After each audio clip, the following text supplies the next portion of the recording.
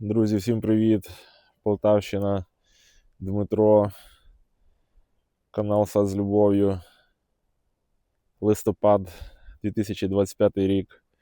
Класна погода. Сьогодні сонечко, вітер дує, сонце гріє.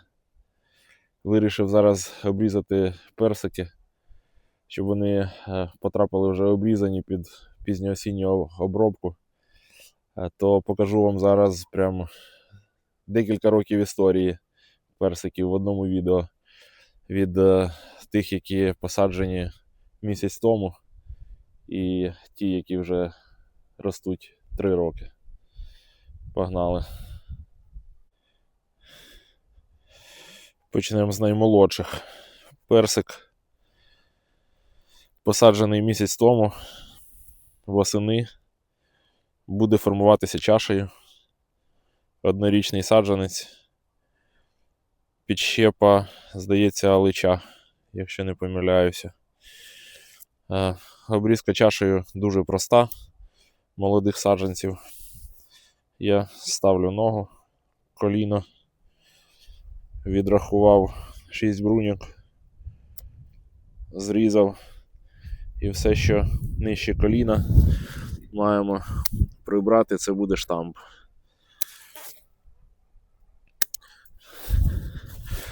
Ці гілочки я зрізаю на кільце, залишаючи там по міліметру, півміліметра біля кільця. Гілочки для того, щоб вона, коли буде засихати, не залазила сухість в центральний провідник туди. Персик абрикоса має здатність засихати оці надрізи, і тому їх краще різати не прям як на кільце, так як яблуню, а трошки там міліметр, півміліметра далі за кільцем. Ну, все, далі ці маленькі бруньки, що нижче коліна, можна зламати. Вони обробляться препаратом 30D на зиму. І все з ними буде добре. А за цих далі буде формуватися чаша. Покажу зараз, як то відбувається на старших персиках. Ось персик посаджений весною. Теж був тут зріз. Дав отакі прирости з тих бруньок, які ми залишили. І зараз ми з них будемо закладати скелетні гілки. До речі, подивитися, це персик посаджений весною. Отакі прирости дав. Ті, що посаджені восени минулого року. Теж рік, як після посадки. Майже однолітки з цим. Не майже, а однолітки, просто в різний час посаджені. Подивитися різницю між приростами. І так, нам треба вибрати за цих всіх гілок 5, можливо 6 зачатків на скелетні гілки, для того, щоб далі з них формувати чашу. В ідеалі для чаші краще, коли їх буде 4-5, але поки вони молоді, нам треба дати там 1-2 запасних, для того, щоб, може там пташка сяде на них, зламає, або ще якась халепа може трапитися, або просто дерево нам далі почне підказувати, які ж будуть кращі з тих 6, і ми потім пізніше залишимо там стільки нам треба. Тому, якщо подивитися згори, то цікаві от 1, 2, 3, 4. Оця 5-та, вона така потужна, найвища, да? Теж її можна буде залишити, на кілька бруньок зрізати. В принципі, 5, я думаю, достатньо, а всі, що нижче, ми можемо просто зрізати на кільце,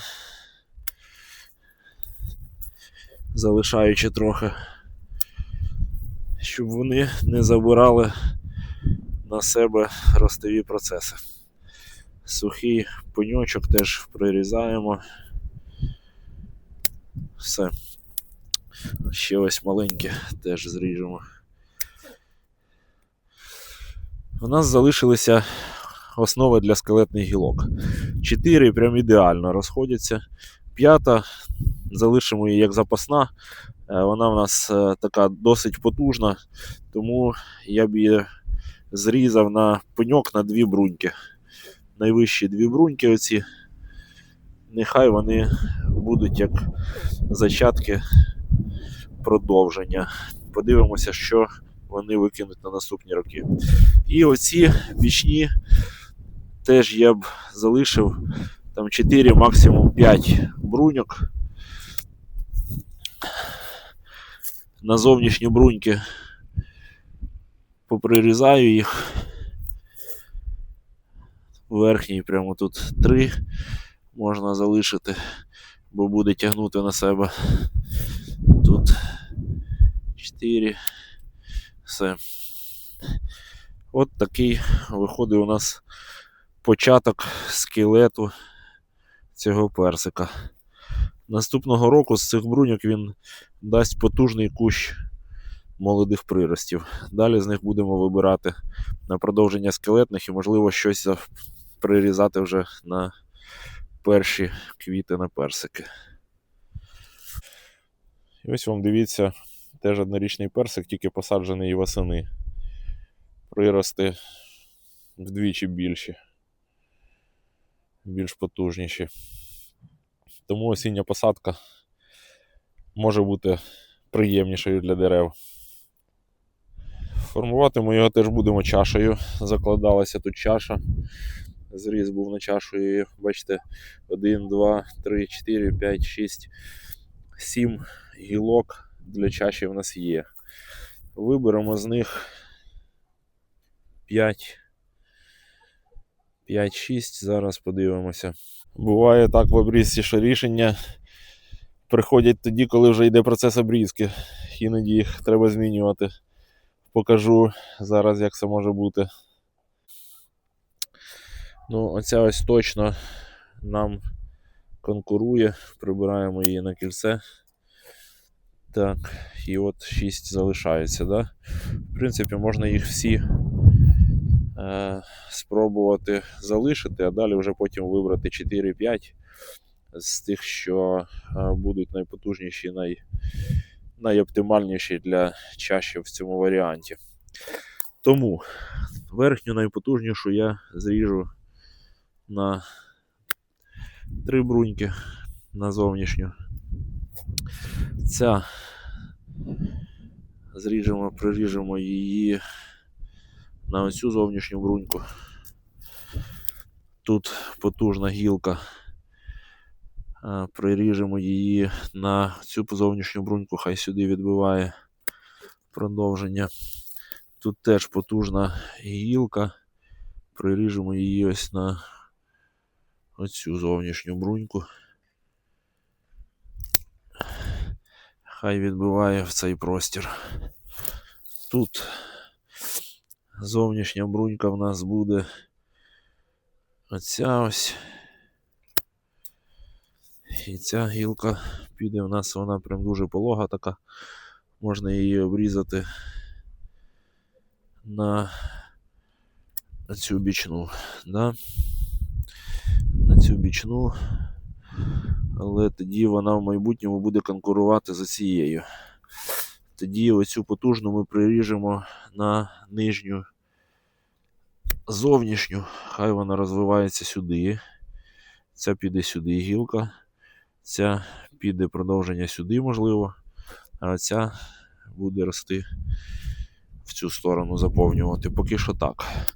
В принципі, тут ще є оця брунька, яка може почати рости, розвиватися сюди вгору. Це нам теж може бути ок, бо гілка дуже горизонтальна і ми можемо її трохи піднімати сюди. Ну, маємо отаку картинку на зараз. По бруньках в основному прирізали на зовнішні. В цій частині якесь перенаселення відчувається, да? Все-таки я оцю приберу на кільце, бо вона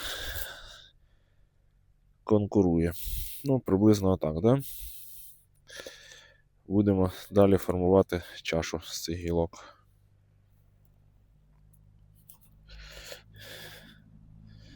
І от з цього ракурсу видно, що це прям все одно буде на себе перебирати. Маємо все-таки залишити на свій страх 4 ці гілки.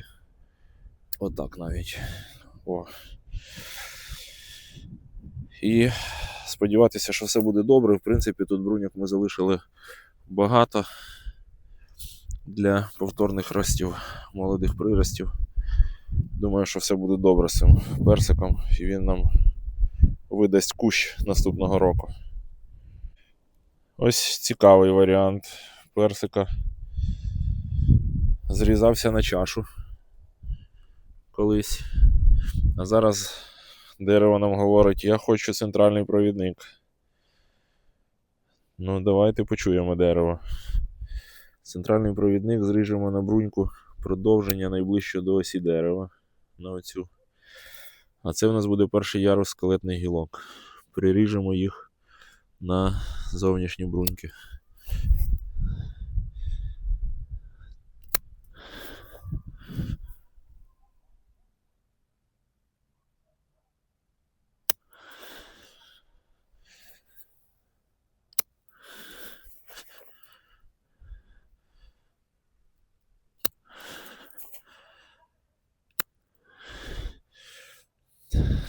Десь так.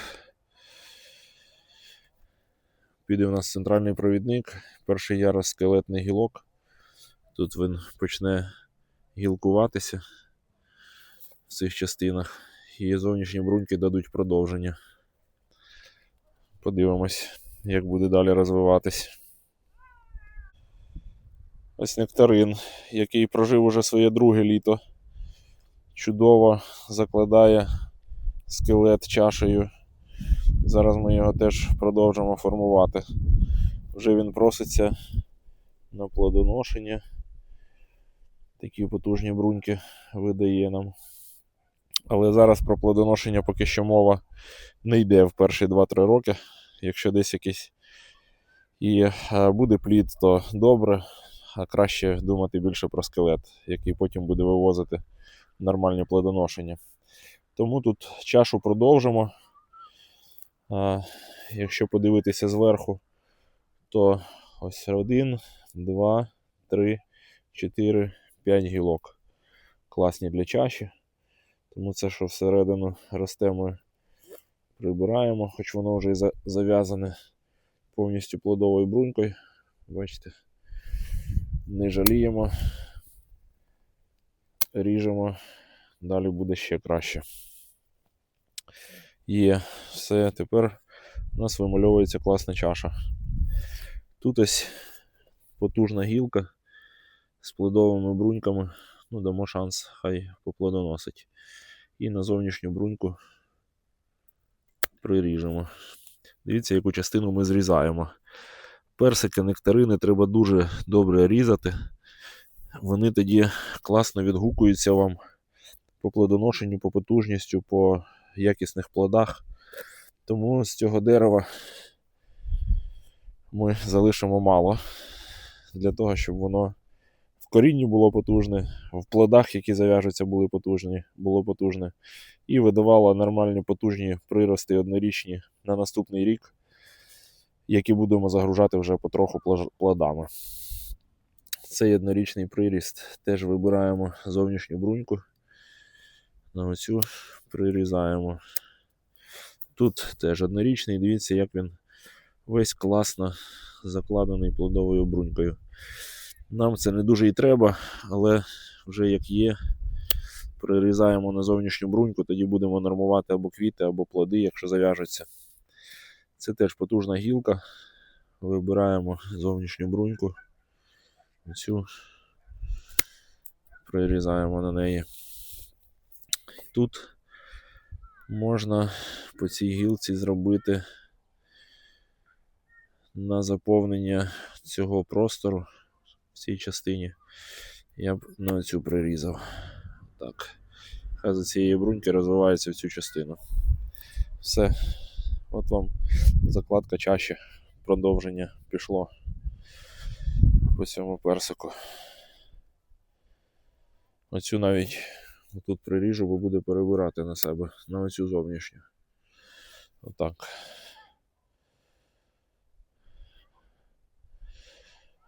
Сказав персик, а це нектарин. Ну, майже те саме. Хай розвивається далі. Ось у нас персик, який прожив уже 3 літа. З найбільшими приростами, який треба ще більше різати. Бо не зріжете, не обріжете цей персик. Наступного року гілкування буде отут, а цей метр прироста оголиться. І толку з того не буде. Тому персик треба різати добре, не жаліти. В нього історія така, що він має 3 основи скелетних гілок. І в цій частині трохи недозаповнений простір, тому ми будемо його заповнювати оцими приростами з зрізами на зовнішні бруньки. Так, зараз подивимося, що ми дамо продовженням скелетних гілок. І потім підпорядкуємо всі інші. Наприклад, ось ця йде скелетна гілка. Продовження її вимальовується оце. Да? Тому ми його приріжемо на цю зовнішню бруньку, хай собі далі розвивається. Сухе прибираємо. Всі інші гілочки, плодоношення тут немає такого поки що. Ріжемо на пеньки, на повторний ріст, щоб вони давали відновлення однорічних приростів в оцій частині. І тут тоді вже будемо з однорічних приростів збирати врожай. Тут теж прирізаємо на повторний ріст. Тут на зовнішню цю бруньку теж на повторний ріст, хай відбиває також сюди. Так, сухий пеньок прибираємо.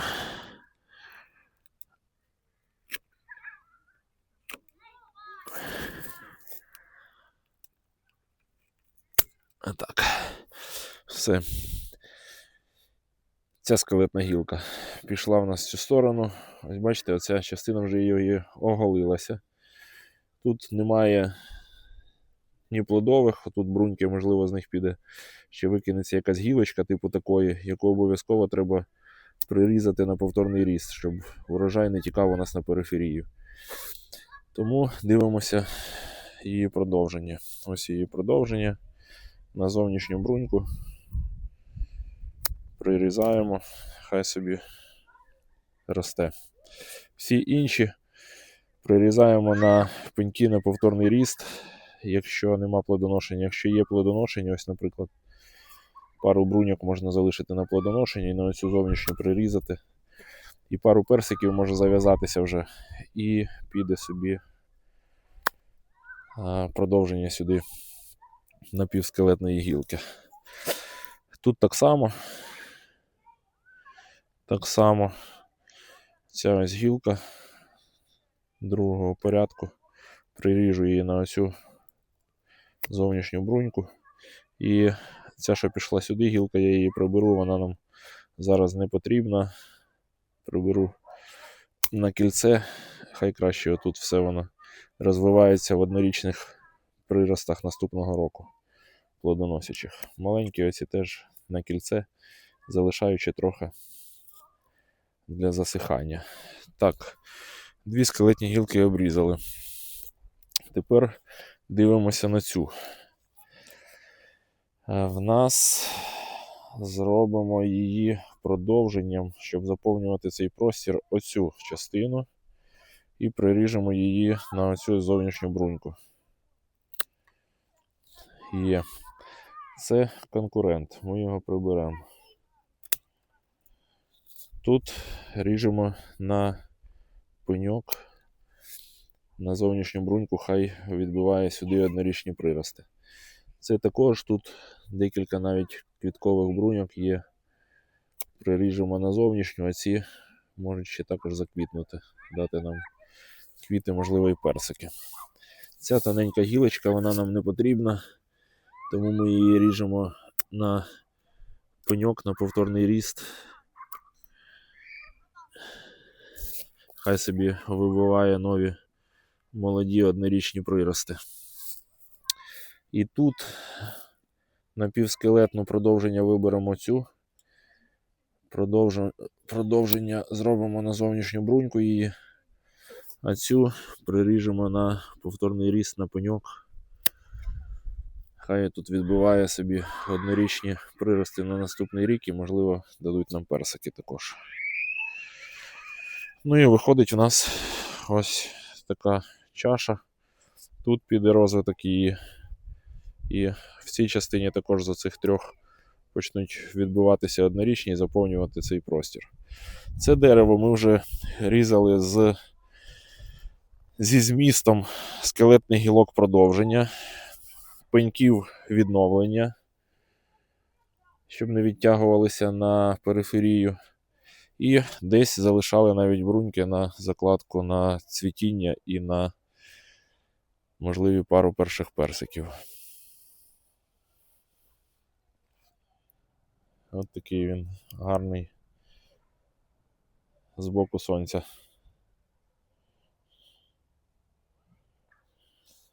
Друзі, якби цей персик з самого дитинства 3 роки підряд нормально не різався, то зараз би ми на нього дивилися отак знизу вгору.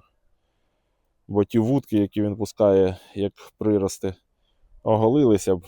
І на 4-й рік, на початок його плодоношення, плоди були б вгорі, отам, вже прийшлося б їх трусити. А так, завдяки постійній потужній обрізці, маємо потужну чашу, яка далі буде викидати нам однорічні плодоносячі гілки на рівні пояса для початку. А потім вище будемо її підпускати, збирати на рівні нашого зросту якісь роки. А далі можливо і омолоджувати. Тому персик треба різати добре. Не будете різати, будете по драбині лазити за мілкими персиками. І потім через 10-12 років спилювати дерево, бо воно втече все на периферію і нічого з того не буде. Отаке відео сьогодні про обрізку персиків від їх народження до 3-річного віку. Як казав Масару Ібука в своїй книзі, після 3 уже пізно. Тому це книга про діток. Так оце і про персики, як про дітки, як про діток. Після 3 уже пізно. До 3 років маємо з вами закладати основні скелети, закладати їх правильно. А далі вже все буде добре, якщо ви це зробили. Якщо вам це відео було цікаве, то буду вам вдячний за підписку, за коментарі, за вподобайки, за поширення цього відео серед своїх знайомих, друзів. Хай у них також будуть персики класні, якісні. І вони вам посміхалися за це. Пока. Всім багато любові.